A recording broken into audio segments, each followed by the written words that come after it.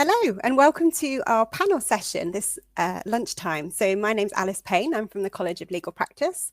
I'd just like to welcome you and thank you so much for coming along to our event. This event is all about accessibility into law for Black lawyers, and we're really pleased to have some speakers join us. We have Jane from the college, we have Isaac and Maab, and they will all introduce themselves in just a little bit. So we won't take any longer than an hour. We hope to have at least 10 minutes for questions at the end, but we'll see how we go. We also have a chat bar just on the stage. So if you please want to just add any questions that you have for any of the speakers at any point, just pop them in the chat bar. And if there's an appropriate moment for me to take them, we'll ask this panel as we go, or we'll just try and manage them at the end. So yeah, thank you so much for joining us. So just a little bit about the College of Legal Practice. We are a postgraduate accredited law school based in the UK. We are pretty new to the UK. We've started introducing legal education to support the preparation for the SQE, and that's part of the reason why we're doing this panel today.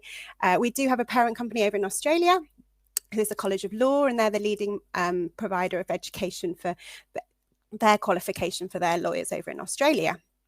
The main, I guess, aim for the college is to provide affordable and flexible and accessible learning.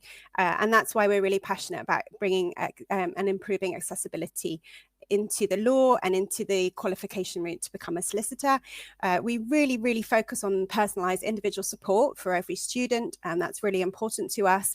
And all our learning is virtual, so that does allow a flexibility and a value that we can offer through our learning that makes it hopefully accessible for as many students as possible. So that's the college, but I'm just going to ask our panelists just to briefly introduce themselves, and then we'll start reflecting on some of the different attainment gaps for the SQE and different experiences of Black lawyers, both entering the profession through the education and in the workplace. So over to you. Isaac, would you like to introduce yourself?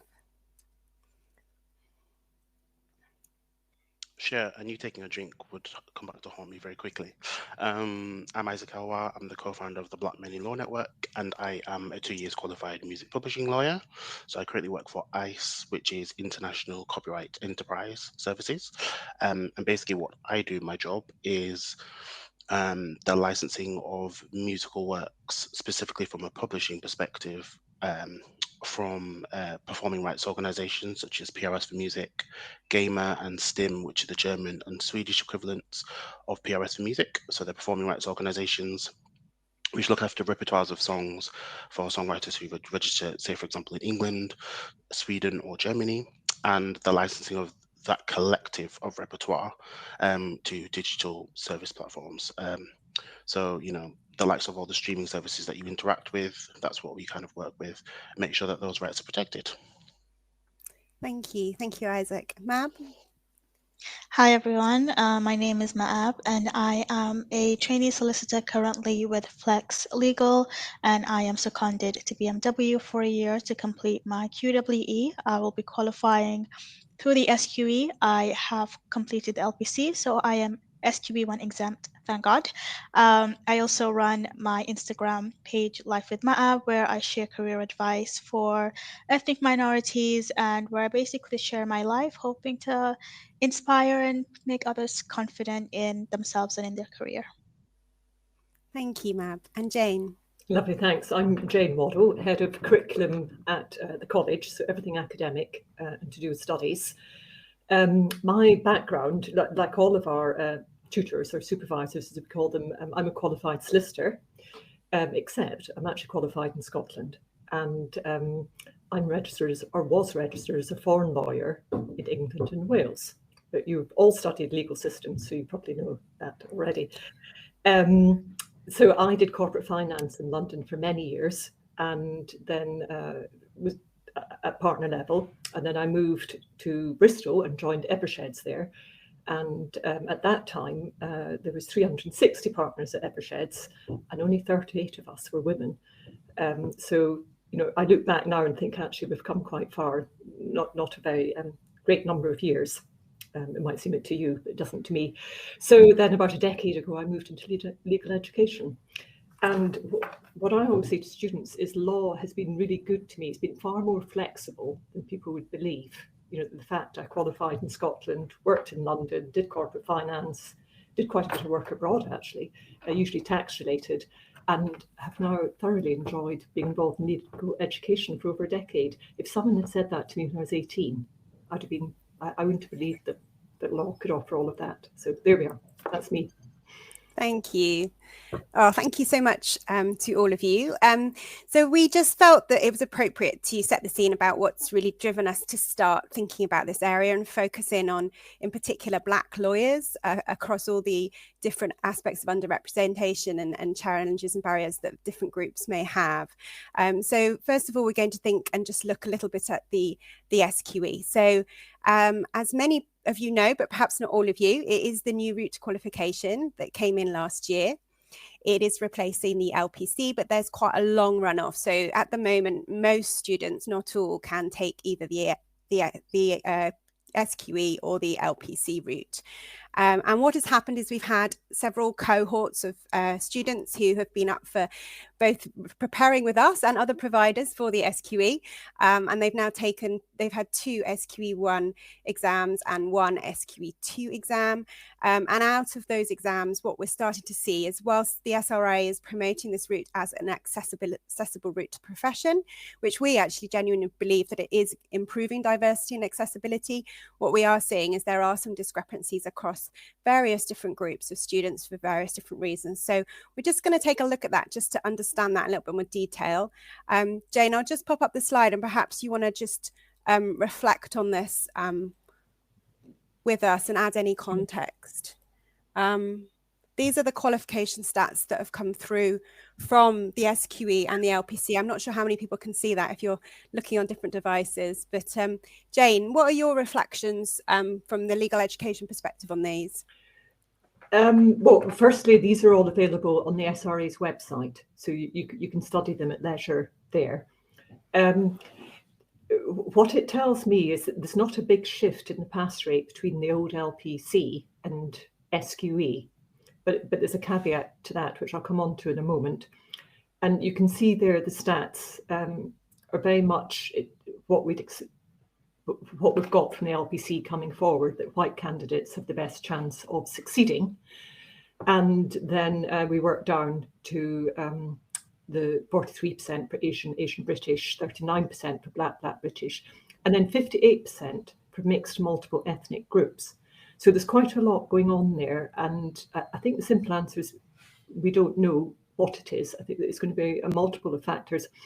SRA haven't asked University of Exeter to produce a report, and they're analysing all of this, and we're all waiting for this report. And it'll be interesting to see if it sheds more light on it.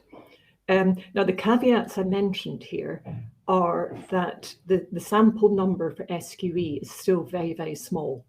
So everything has to be looked through that lens, that it may not be representative just yet. The figures, the stats need to settle down. Also, I've got to start, I think it was the 41% for people who tick the other box. So we don't know about them. So that has to be put into the equation. And 49% for people who preferred not to say. So we don't know the makeup of that 49%, which is quite, given they're the borderline ones, it will be fascinating to see what that is. Also, those stats in themselves don't split out gender, and there can sometimes be gender disparity between them. Mm-hmm. So it all has to be thought of. We need to take quite a broad view of it. Also, the other thing is the first few cohorts are not atypical, because we've got qualified lawyers abroad coming in thinking they'll have a go. It's MCQ, let's give it a go. And again, we don't really have the stats for those and where they fit into the ones we're looking at the moment. You also have students who've done the LPC and have probably been paralegaling for years and now decide to do SQE2. They don't need to do SQE1. So again, that's going to, that profile won't carry forward. They will be exhausted. And then if you quickly look at SQE2 there, it's a 77% pass rate. Now that's not a surprise, because a lot of people some people are being shed at SQE1 or having to go back and redo it and brush up on their knowledge, which gives them a better chance at SQE2. Mm. And also SQE2, there are other stats. And if you like stats, have a look at the end, pour yourself a cup of coffee or a drink and just sit and have a look at the SRA and unpick them all. But with SQE2 there, they're not, I've just lost my train of thought. There was something when I went off to the SRA site and it's oh yes, I know what it was. Qualifying work experience. A lot of people who can go straight to SQE2 have been working for years. And people who have qualifying work experience or have been proven to do better at the SQE exams. But all of that, the backdrop to all of that is the sample size is still very, very small. Mm. All right. So there's some food. No answers, I'm afraid. Okay. So acknowledging that the stats are maybe more simplistic than they could be, and acknowledging that there's no intersectionality, there's no research that looks at different groups within those ethnic groups. What we're going to do is take quite a broad look at the experiences of Black students and Black lawyers. And we'd love to hear, obviously, from Maab and Isaac about your views from your experience and those that you work with and mentor actually as well, don't you, Isaac? And what you think those contributing factors might be to that kind of difference in those attainment levels for Black and Black British candidates as opposed to other ethnic groups. Isaac, would you like to share your reflections? Yeah, the first thing that comes to mind when I think of the stats is I'm sadly not surprised. And the reason for it is it follows a lot of the trends that we see in a societal perspective, or from a societal perspective, as it comes to Black people in the UK. Especially with how the SQE is structured, if it's something which people can either come into through self-funding or they can kind of do on their own bat, and they're kind of doing it alongside employment that they'll have to kind of fund their studies. On one hand, it's in theory a more diverse option for people to kind of, or bring more diverse talent into an industry, but it kind of then adds more pressure on those people who are involved in that system, because they might not have resources. Say if they were sponsored by a firm and fully sponsored, so it's not like, you know, they get a grant for a certain amount, they're fully sponsored to the extent that they don't have to work. So if you know, if you were fully sponsored, for example, and you might have some family savings as an example, and they can help you and you don't have to work at all, you have a very different experience when you're going through the kind of education system. But if you have to work doing it, and I remember doing that at university, it absolutely does impact what kind of grade you can get. So when I think of people at uni, when they got firsts, the vast majority of people, and I'm using this as a rough percentage, but like 90% of people didn't have any job. They were funded by family or whatnot. But if you had a job, all the time you could spend studying, you actually had to work to survive.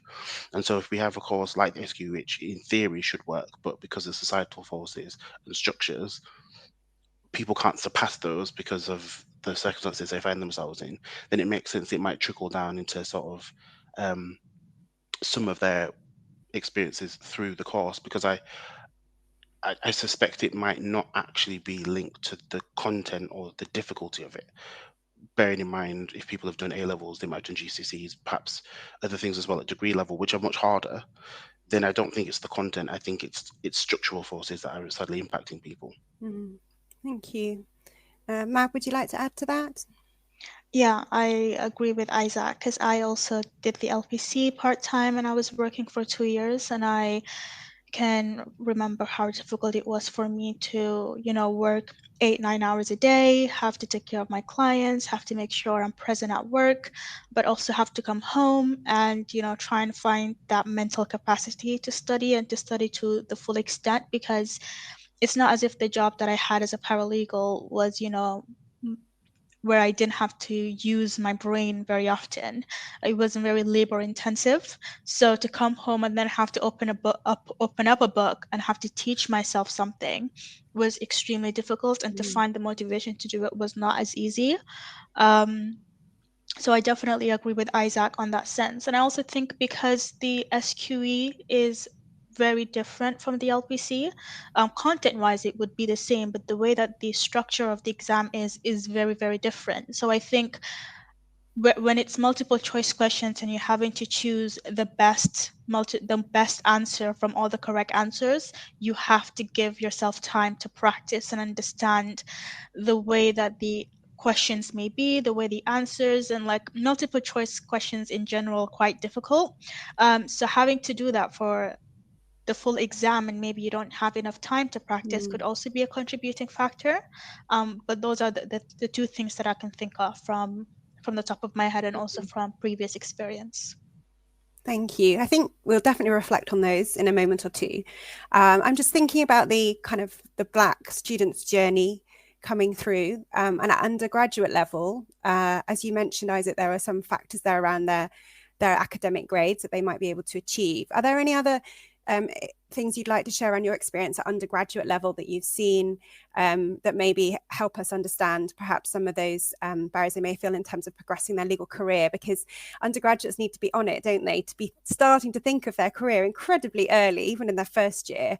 And there are increasing opportunities for undergraduates to start doing that. But how did you find that when you were studying at undergraduate level? I definitely was under a lot of pressure to get the best grades possible. I knew that from the beginning. So I went to the University of Sheffield, which is a Russell Group uni. And I mention that because I didn't really think much of it myself. I was one of very few Black students there. So I did kind of half notice it. But I went to uni, had it very drilled into my head by my grandma that you're going there for an education, not for fun. I knew that from before she passed when I was a child. So that was always in my mind. And I went for the course, law with Spanish. It was one of the few in the country that did it. So that was my specific experience. But I knew for a lot of other Black British students who I ended up meeting, they went to university to feel comfortable, to obviously engage with their course, but to also feel comfortable, ideally, around as many Black students as they kind of could think of. But that wasn't necessarily the thought process I had. And I remember meeting other students over my time at uni and afterwards, and I remember lots of them said, "Oh, I want to kind of get into law, but I've got the wrong kind of degree." And what they meant by that was not that they don't have a law degree, but that they have a degree from a non-Russell Group university, and that was a very big thing in a lot of students' mind. Like, it was incredibly heavy, and really weighed on a lot of people, which almost half stopped some of them from applying because they realized everybody I see on the website, I check them on LinkedIn, I check them on the trainee. If there's a trainee site where they've got all the bios of trainees and everything, everybody has gone to a Russell Group uni, and that is something I do remember myself. You look at certain people who have got through, and you look at their lives and you think, could I be like them? And I know people say not to think like that, but you can't help but not think like that, because if this is what everybody who gets picked looks like, how would you shape up and compare to them?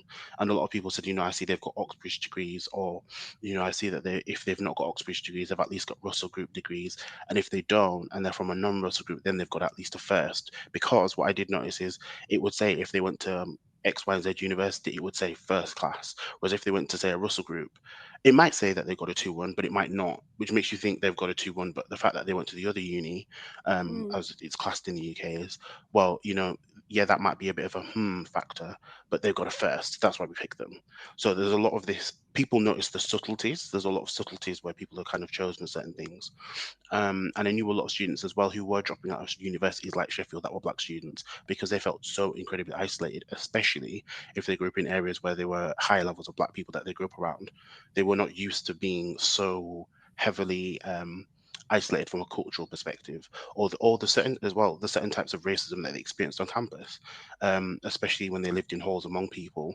They just were not used to it, and it was incredibly distressing for them to kind of cope with. And then if people face that as they go through, I've been to various events where Black students have been heavily in the audience, for example, and they said, I've been on a vacation scheme. I just was one of the lucky ones to get onto it, and everybody else was offered something except me, and I was the only Black person. So there are lots of things like this that kind of come out from people, which makes it very, very difficult. There have been changes definitely within the last couple of years. For context, when I was at uni, that was in between 2011 and 2015.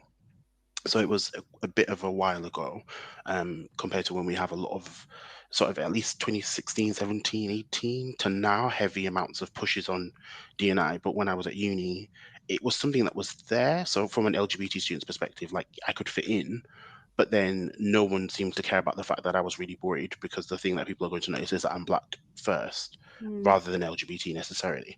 So there were lots of those things that were really heavy around the time at uni, and understanding how you need to answer certain questions to get certain kinds of grades, because your grades are really heavily monitored is not the right word. They're heavily scrutinized when you apply module by module. Lots of my non-law friends had no idea about it. And I said, yeah, it's literally every single module. You have to say what grade you got in the module, and it's broken down. And obviously the people who've got the highest grades can get through.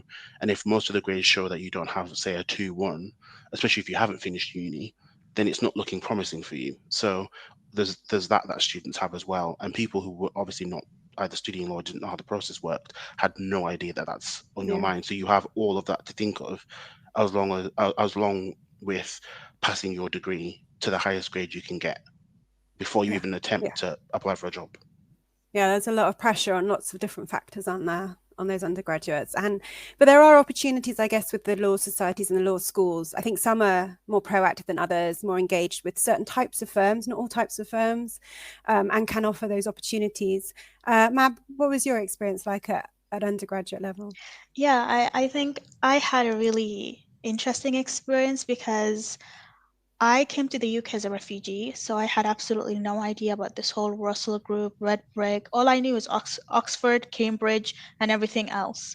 So when I was applying to university, I just went to Lancaster. I was like, oh, it's green, everyone's nice, I hear the birds, I like it here, I'm applying. I didn't think about anything else. My parents had no idea about, Russell Group University, so I just went to the university that I felt comfortable in. And then it was after, starting university that I realized, oh, there's Russell groups and this actually matters. And this is what they're also taking into account. And I also think another thing is African parents, and especially migrant African parents, because in Africa, in order for you to get a good job, you have to have a good degree. The networking starts after you finish your degree. But in the UK, it's you get a good degree, but you still network. So for my parents, they were very much get a first, get a 2-1. They weren't pushing me towards networking. They weren't pushing me towards being confident in social spaces and how to navigate working with different people and the whole politics behind it. So I felt like I had to teach myself that, whereas my other peers seemed to already have a step ahead because maybe they had a parent that's a professional or someone that's in a corporate setting that had told them about these things. Maybe it's find a common ground, and that's how you find your way in, rather than asking, oh, do you guys do corporate law? It's like being personable. So those are skills that I really had to teach myself first after many, many tries and failures. So I feel like that also kind of stops, and also trying to get past that stage of feeling uncomfortable, and not feeling like the spotlight is on you as the only Black person. You walk into a networking space and immediately you start to scan. And I do this, like I start to scan. I'm like, okay, wow, okay, only Black person. Oh, okay, only Muslim. Great. Let's see how this is gonna play out, and just pushing yourself past that comfortable stage and not having it be so like on your shoulder, like that elephant in the room, can be quite daunting, especially if you've had comments like, you're only here because, of a tick boxing scheme or exercise, or, you're going to get in because you're Black and Muslim, or, having to be in a space with peers who may have said racially insensitive things to you. Like I've had people, because of like my hijab and stuff, especially when there was the bombings happening, say you're part of ISIS and things like that. So then having to see them in these spaces and having to deal with those emotions as well as trying to compete with them is quite difficult. So that's been my experience, and that's also been the experience of some of my friends that were in law school with me. I just think overall you have to try and manage a lot on top of trying to get a good degree and also trying to find a job in this incredibly competitive sector. Yeah, no, it's an additional pressure just heaped on top of the pressures already for these junior Mm. students, you know, who just have that whole legal sector pressure that maybe we want to talk about a little bit more in terms of the postgraduate qualification now. So you both did the LPC. How did that shift and change when you started looking at the LPC and you were, you know, training post for qualification as opposed to being an undergraduate? Yeah. I mean, I really did the LPC because all of the jobs that I was applying for at the time required the LPC. So even if it's for like a legal assistant or entry level paralegal. So whilst I really was not able to afford to self-fund the LPC, I knew in order for me to get a job that is within the sector that I'm interested in to hopefully help me get a training contract, because everyone was giving me advice. Oh, you need to get legal work experience. You need to get, and it's like, well, how can I get experience when no one is giving me the experience? So I knew that I had to do. Couldn't wait any longer. And I did get a paralegaling role, but then it became, well, if you want to get a training contract, you also have to do the LPC. So it was those two things at the same time. Yeah, I mean, trying to find a job was extremely difficult. I had no idea what the LPC was. I had no idea how to apply for the LPC. I had to ask people around me, my mentors, my peers, and trying to figure out which university to go to, which one I felt comfortable in, the diversity within these universities, because I didn't want to go back to my university stage where I have to be in this space for approximately 2 years and be another minority within a minority again. I wanted to feel a bit more comfortable in an education space. So that's kind of been my experience.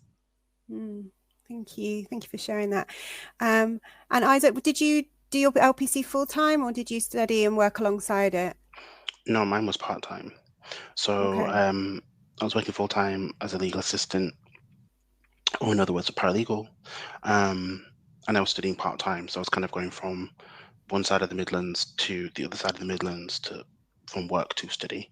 It was kind of every other weekend, I'm pretty sure. It was every other weekend pretty much. You'd have to obviously like pack your stuff, bring it to work, and people, are you going on holiday? And I'm like, no, I'm going to study. And then you go and study for like the whole weekend. So you didn't, every other weekend you didn't have a weekend, and then obviously the week in between you had to study as well, or try to when you could either have the time or not that you could almost, I don't want to say when you could remember to, but you have work and all the other things that you're doing and attempts at a social life. Like people used to say, I never see you, or whenever you come to my house, you're always asleep. And I'm like, because I'm exhausted. Like my whole life for 2 and a bit years was not my own, really. So that was obviously quite intense. And then the side of that you have as well is you have to do this particular course to actually pursue your career. You can't progress within your career in terms of how the system is set up or structured without passing this course.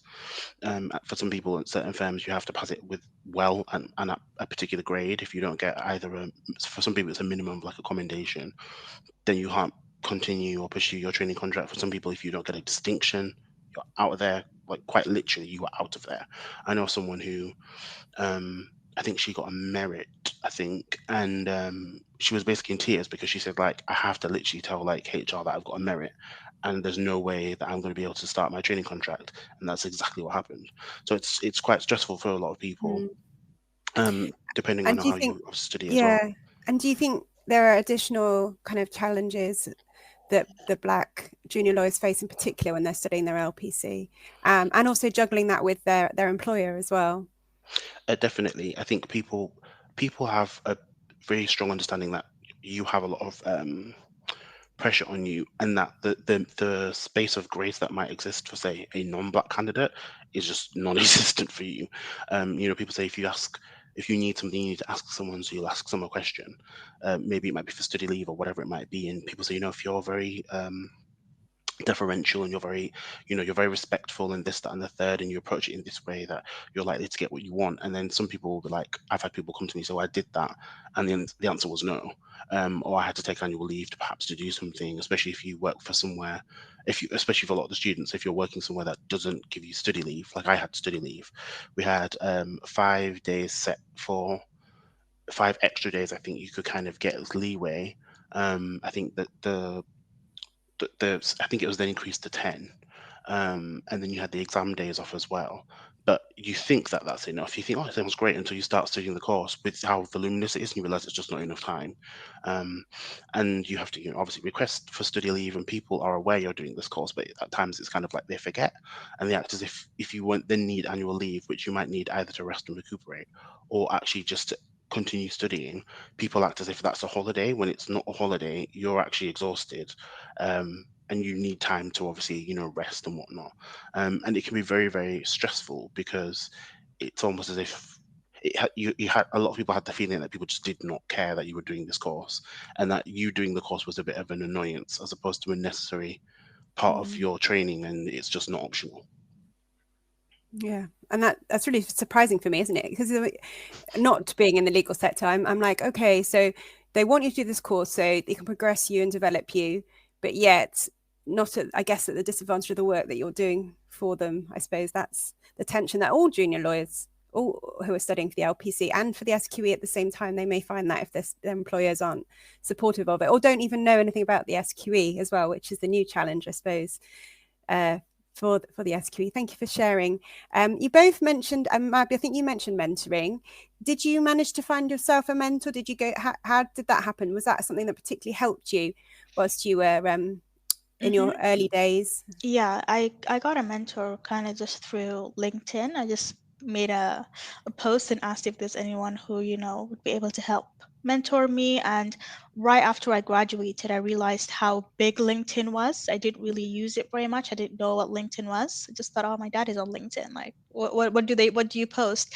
And I realized, oh, okay, so I need to network and I have to like build my network and connect with people. And to be honest, I got my mentor purely to help me navigate working and studying and the workplace politics because I felt such immense pressure from my employer to be on top of everything. And me and about 3 other girls were all studying the LPC at the same time. We're all at the same university, and I find myself being in a space where I had twice the caseload that they all had.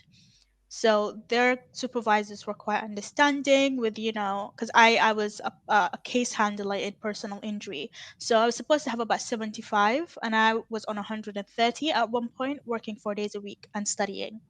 They all had about 70.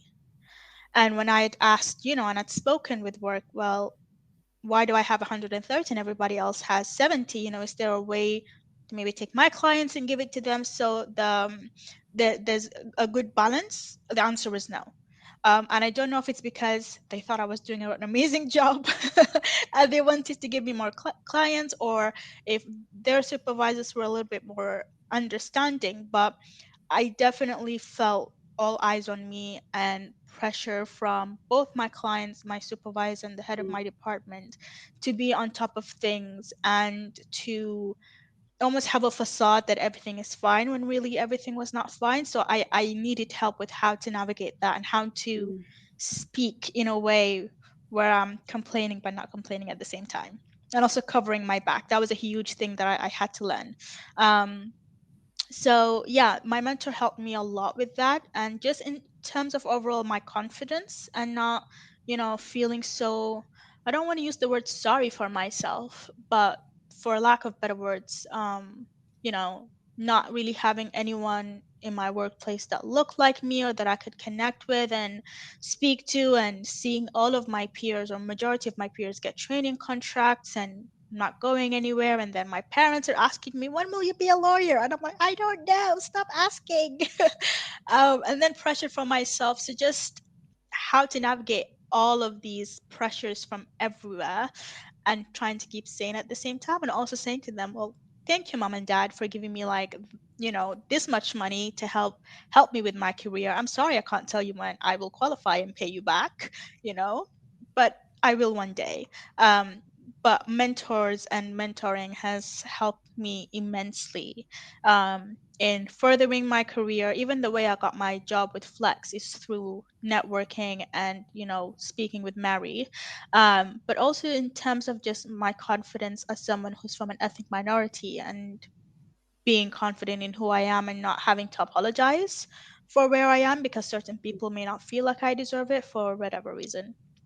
Yeah, thank you. And I mean, Isaac, I don't know if you had a mentor, but you do mentor others as well and their experiences. How have you helped them?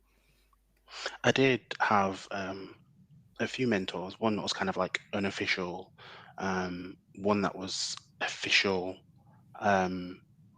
through I'm trying to remember the name, diversity. That's it, diversity. So it was the LGBT lawyers in the city, which was quite big for me because I'm coming from West Yorkshire. It was like I didn't understand how any of it sort of worked. Getting to London was always like, you know, a train from Sheffield when I was at uni, and then like a train from Nottingham when I was in the Midlands. So it was always, you know, something to be doing, and I had to kind of physically plant myself in London. But in terms of the mentees that I've helped, it has been quite a helpful process. Really, mostly from kind of just helping them to keep going, or that they can actually succeed. That was really the main thing. It was not necessarily about saying like their applications were needing to improve or get to a particular standard. They were very, very capable. That was not the issue. It was more, again, structural issues they were dealing with, societal factors that they were having to push through, which were, you know, some people kind of refer to them as like glass ceilings, but they kind of were more like wooden ceilings. So like, you know, kind of Kill Bill style, you can punch through them, but it's going to really hurt. And it was very difficult for a lot of them. You know, they speak about, I went to an interview and then my interview was moved to a certain day, and then I managed to make that interview, but I felt kind of a bit rushed. It felt almost as if, you know, if I got an interview at this firm, that I was kind of like the last candidate that was picked out of a group of people that might have either rejected options or couldn't attend, because it was just such a rush that it's like saying, you know, we're on, you know, Wednesday today, and you know, if you can make it for, you know, Monday or Tuesday next week, we can bring you in and have the interview. And some people would be like, you know, dazzled and have stars in their eyes, but for some of them, they were happy, but they felt quite pressured because this is my one shot, and if I kind of blow it, I can't get in really, and I need to kind of do it. Another thing was kind of helping them have higher standards. So there were places that they wanted to apply to, but they always felt that they couldn't get in, again, because of the type of degree that they might have at the university that they went to, or just feeling that they are not the right candidate to kind of get in. And I could be wrong, but if they were, say, a white candidate and they might have gone to, I don't know, say, Russell Group Uni, they probably would not necessarily think like that. They might feel the pressure because they might not have the grades, but they wouldn't feel that I don't belong there necessarily.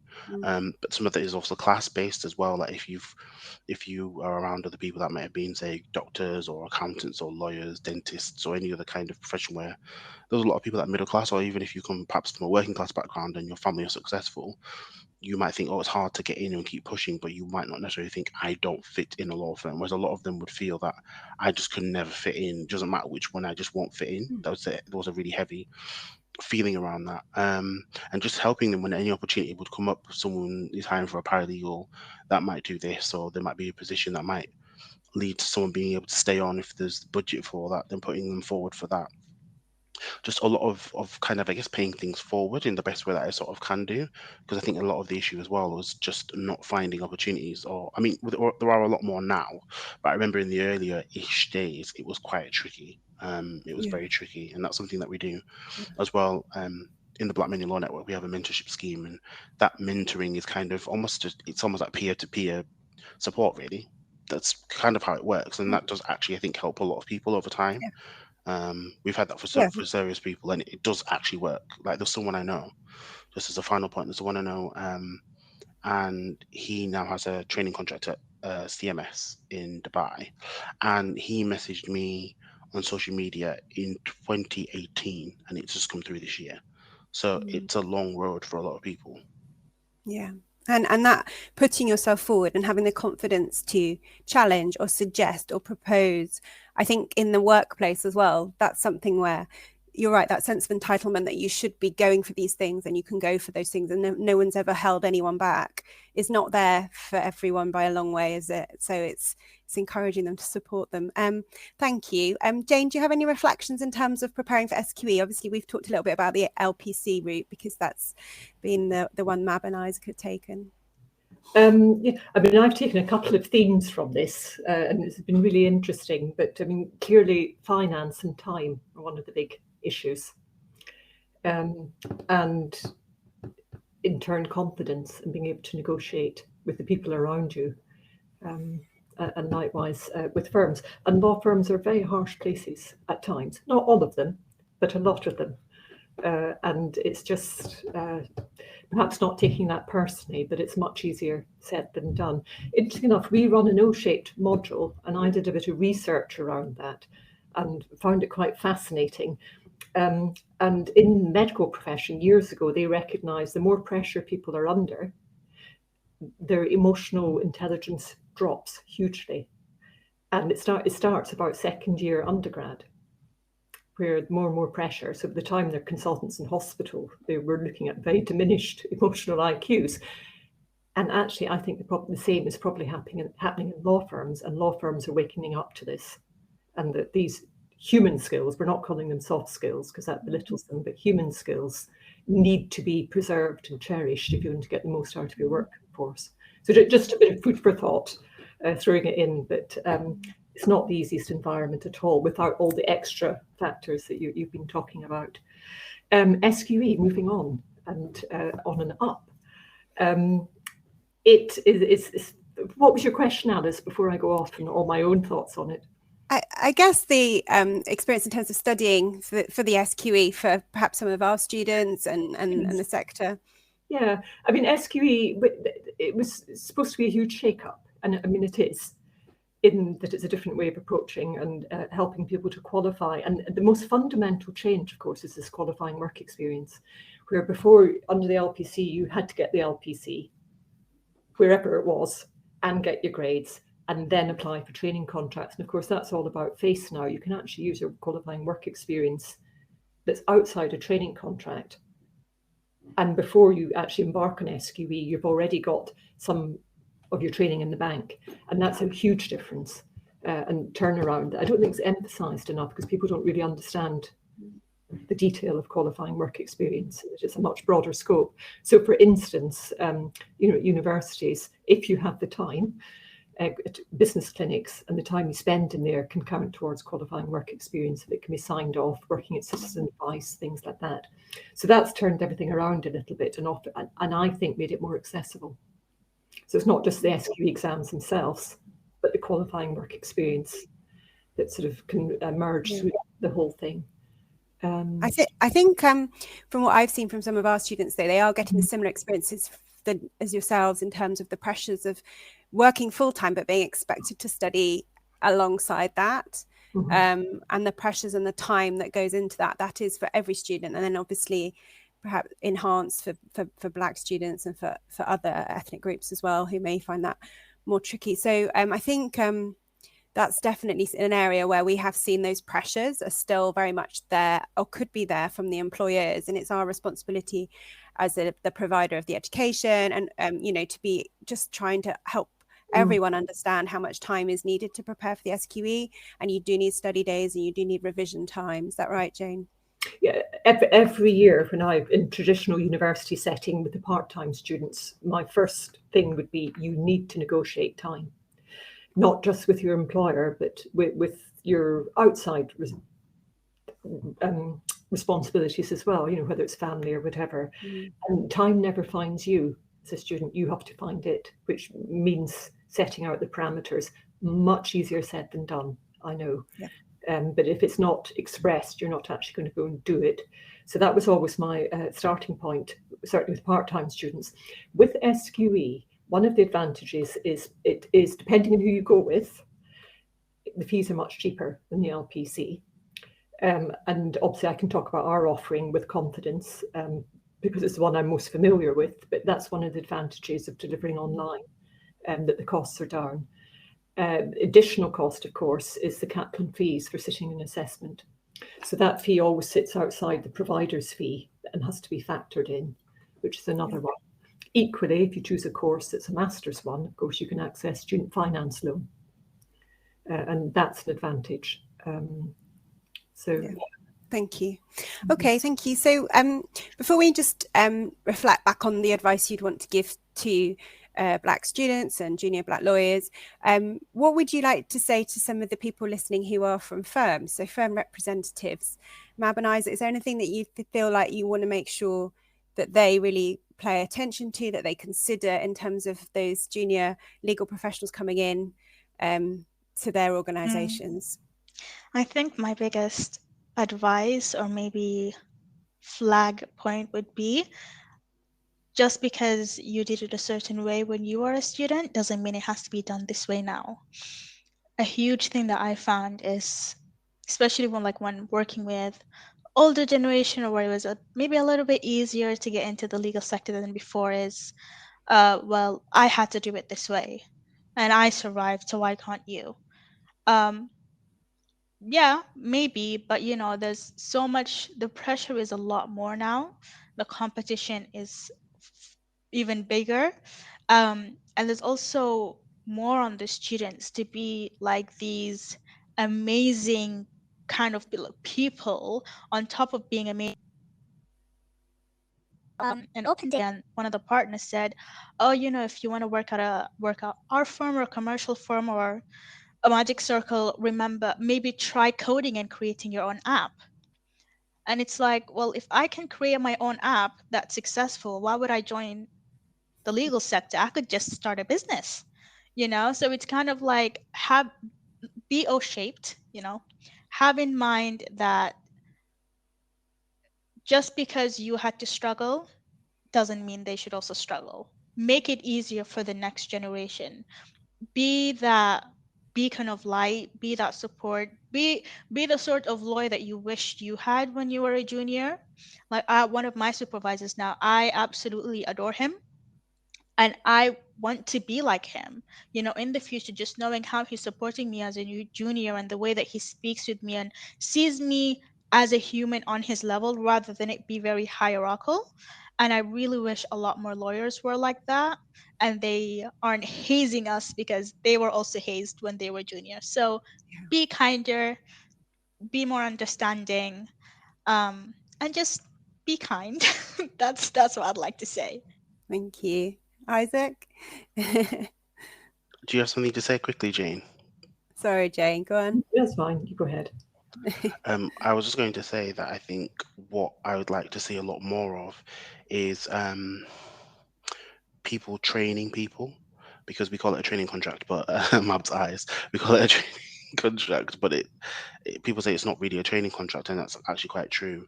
A lot of it is heavily dependent on if the person kind of likes somebody. Um, and I don't necessarily know what it's like for doctors or dentists, for example. I know there's a lot of politics in those industries, but I do know that the people are actually trained to do their jobs. Whereas when it comes to the legal sector, what I notice is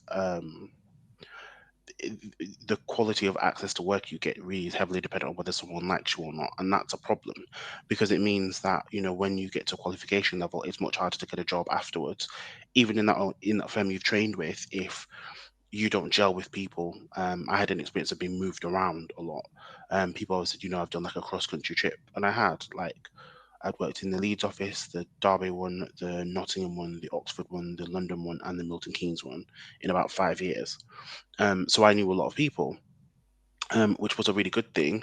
But I had other peers, for example, who were in one location. They got married. Some of them had children. They had whole family lives. They bought houses. They had whole lives, and I didn't have that same kind of life. I was moved around a lot. But the other thing that I noticed with a lot of people is we have a huge issue in this industry where, if we're in terms of solicitors that are in firms, we've got around 2% of lawyers that are black lawyers in firms. And then in terms of the trainee to NQ level, the biggest decline in ethnicity numbers and figures is of black lawyers. People are not being retained in firms. They're pretty much being ejected from the profession as soon as they've qualified. Sometimes that's by their own choice. Often, in typical British terms, they're kind of being pushed out, they're being socially isolated, and then they leave.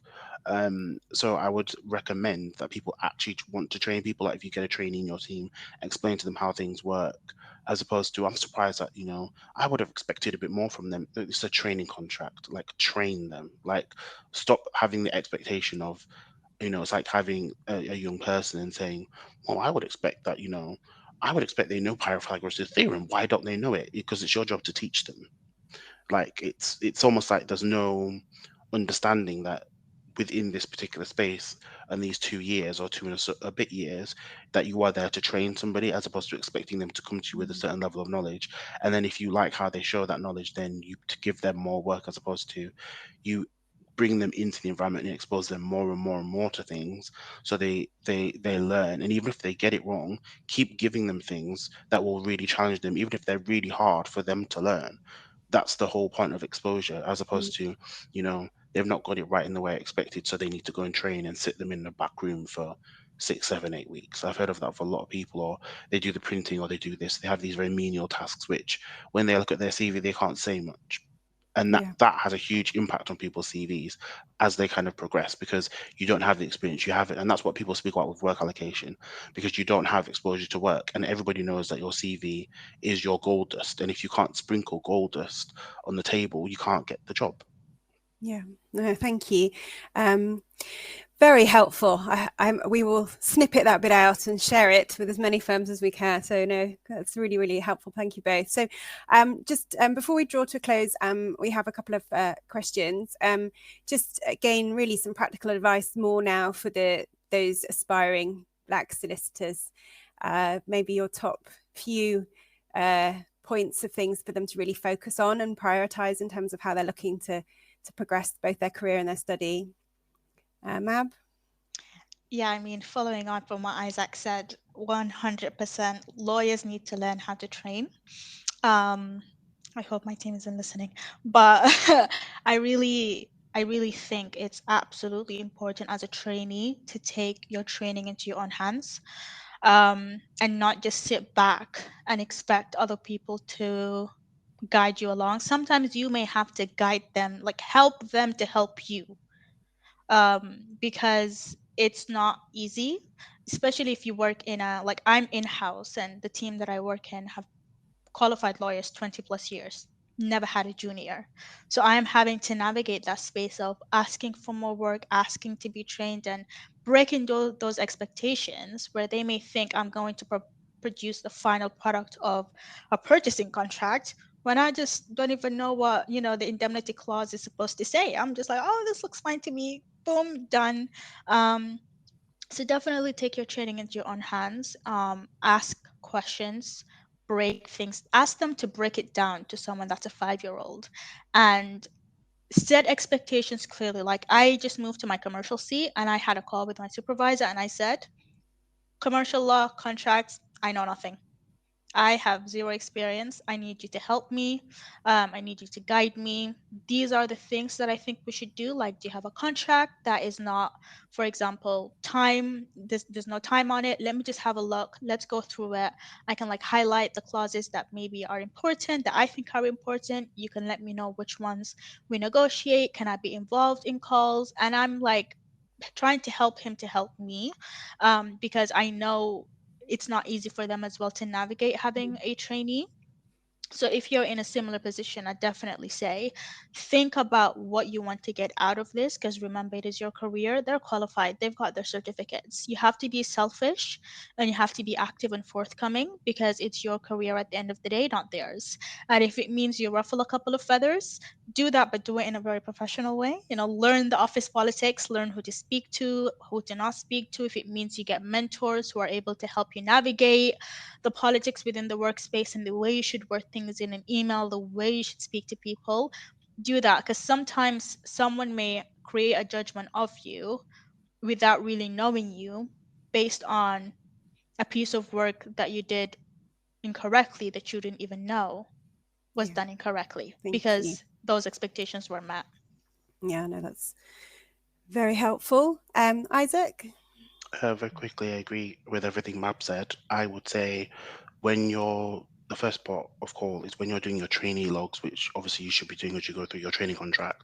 It's hard, you forget, you lag on them, you have to kind of go back and fill the blanks.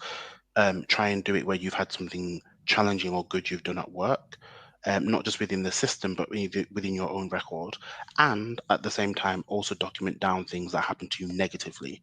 So issues you might have from an employment perspective, but also in terms of things that you did wrong. So you keep a log of what you've done wrong and that you're learning from, but also logs of things that happen to you if you're having real difficulties with people, and they're not just kind of, oh, it's a bit tricky here and there. It actually feels like, I feel like people have a problem with me, but they're not saying it. And that's really helpful for you because it takes it out of your head. That's the one thing that happens. You keep a lot in your head, but also you have a log of what happens, and you can look back and think, actually, these experiences weren't in my head. They were very real. Sometimes you might need to rely on that from varying different perspectives in terms of looking at your experiences when you're going to interviews, whether you might need to use it from an employment perspective. There were lots of different ways you'll need to use those kinds of experiences. I agree with Maab in terms of taking it into your own hands. I know there's some questions here. So the first thing I would say, if you need to kind of network with people, connect with people like me and Maab on LinkedIn as a start, we can help you connect with other people who might be in other firms, and that's how you just connect with people. And you say, oh, I know that person, and a lot of people are well connected. People know each other, so that's like the first port of call. And you do the same thing within your firm. So kind of when you reach out, or when you meet your new team, well, introducing yourself, things that you like, things that you're interested in. There's nothing wrong with keeping your private life private, but you can still share your interests so that people know who you are as a person. If you're also wanting to, say, for example, do a career change, you just explain it honestly and openly as to why you want to do something and focus on something in law that you really like. You don't have to feel ashamed about the fact you've jumped into a different space. Like, I've moved around a lot, and I can explain it. It was circumstantial. People say, oh, when you're kind of qualified, but you had a bit of a gap. I said, well, I was made redundant. And then it goes really quiet. And I'm like, well, that was the honest reality. I was made redundant. I had to go and do my higher rights of audience. I got another job, and then I moved into my current job. I can explain what happened to me in my experiences. You know what I mean? Own your experiences and don't feel ashamed of them. And as well, in terms of taking off some of the pressure, navigating that pressure, and making the most out of your training, figuring out what it is that you want to do, what you're actually interested in, the places you want to go to. And yes, it's very difficult, especially when you're in a firm, but trying to use that elements of that seat, at least in terms of things that you're doing wrong, to make you a better person or a better lawyer, can help. It is still very difficult. I'm not saying that it's easy, because I know it was incredibly difficult, but you can always learn from people's experiences, even if they're really hostile, because people in behaving like that can teach you how you can speak to people in a different way, how you can move through certain spaces, what places you might want to go to when you're going out of the seat into a different side of the business, or once you've left your training altogether. There are lots of things that you can do, but just realizing that where you're currently at is not the end of a journey, it's just one stage at the beginning of a journey. Yeah, thank you. And hopefully picking up some of the questions we've had. So thank you, Isaac. There is one question here in terms of a second year student who's currently studying social anthropology. Jane, I don't know if it's someone for you, but what type of work experience should they have, and how should they build their network to gain access to law after uni? Oh gosh, you're starting early, which is a good thing. With anthropology, you will of course need to go on and do some sort of conversion course. You don't have to. You can do SQE without having a law degree, but we really don't recommend it. It's a huge leap. You do need that foundation knowledge. So definitely think about a conversion course. It doesn't have to be a degree awarding one. It doesn't have to be the full academic year. There are shorter ones out there. Work experience, this is advice, picking up work in firms.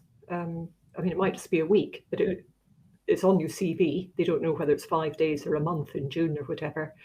Just whatever, go to networking events, have a look at the Law Society at your university would be one option, and see what's on there. Thank you, Jane. I think your Law Society, definitely, Sarah, will help you with that. You don't have to be a law student to join. Maab, I know that you have to disappear. Thank you so much for joining us. Sorry, guys. We haven't actually been cut off. I was wondering whether we would just simply disappear, but we are still here. So if anyone does want to stay just for a few more minutes, we'll share some resources. But I'd like to formally say thank you so much, Maab and Isaac, for sharing your experiences with us. It's so important. And I think hearing firsthand from yourselves just resonates in such a strong way in terms of helping us kind of understand what all students are experiencing, but also in particular the added pressure of Black students and Black lawyers, and us kind of trying to understand that and be aware of that, and helping work out how we can most effectively support them just feels so important. So thank you so much for your time. We've got a couple more questions that we'll go through, but Maab, goodbye. We'll see you soon. See you I just wanted to jump on that question very quickly. Yeah, please do, Isaac. The first thing that comes to mind is you would look at a UK employer which ideally is international in terms of its focus, because people who move around the business will have to get visas to go and work in different places. So if you look at the international firms, the global law firms, they will be the firms that will have not just the resources and the likelihood in terms of intention to give people visas. There are lots of law firms that do it, and some of them are, I guess, on the more prestigious end perhaps, but they have the resources to kind of give people visas and things like that. Yeah. And they are the people that will hopefully be able to sort of help you with the visa eligibility side of things.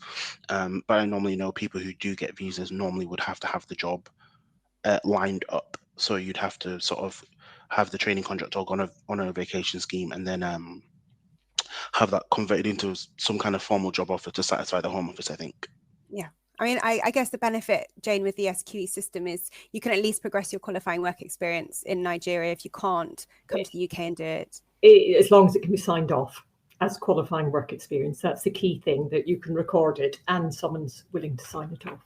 Yeah, thank you. Eloise did ask about whether there's any funding coming out for the SQE, Jane, as opposed to just the master's loan funding. Oh, not that I've heard of, no. But just quickly, the Masters, it doesn't sound as scary as it is. Under the LPC, you used to have 3 electives on top of all your core subjects. That's what's missing in SQE. You don't have those core electives. So a Masters is simply scooping up 3 modules that are specialising. And what it helps you do is position yourself in your CV. So you can signal that you're really interested in intellectual property or litigation or whatever. So there's some merit in doing a master's, and then you just do a dissertation at the end. I'm saying just, but there's a bit of flexibility there, and you can write about something that really interests you. So SQE funding on its own, not that I've heard of. That said, there are bursarships and scholarships out there, including the Law Society's Access Scheme. So definitely worth having a look at that. All right. So I'm just going to share these, but they're quite small on my screen, so I'm not sure people can see them, but I will send them to people. I have pulled together just a list of things that we've seen. We're by no means experts or well informed with these, so you know, they may help, they may not. I will send round Isaac and Maab's details to all of you who attended, and there are various networks for Black lawyers and Black solicitors, particularly. And there are also some wider kind of EDI and social mobility resources and opportunities that you might benefit from, different mentoring schemes, free events, free virtual work experience. And there are actually increasingly a number of insight days, particularly for different groups of underrepresented students. So, for example, Brown Jacobson did a fair yesterday that was all about encouraging those that have come from different groups and perhaps are less represented as both students and in the lawyer profession, to come along and find out more about them and all the different firms that were there and all the different speakers. So there are increasingly more EDI initiatives that you may be able to benefit from, and they should be free as well. And then there are some for workplaces. So again, I'll share some of these after. There are different and increasing amount of resources that can help all of us as both organizations and training providers, and challenge us, I guess, in our behavior and our culture as well. So there is a QR code there if you'd like to subscribe and stay in touch with the college. We'd love to see you at future events as well. We've got an open evening next Thursday. You're really welcome to come along. We haven't talked much about our courses or the SQE, so if you're interested in finding out more, please do come along. And there's a LinkedIn group as well, and lots of interesting things on Instagram. But yeah, we'll pop all of those in an email to you all. And thank you so much for joining. Thanks for staying on a few more minutes, Isaac and Jane. Very much appreciate it, and a really helpful session. So thank you. It's a pleasure. Thanks. Bye. Bye. Thanks, Alice. Bye.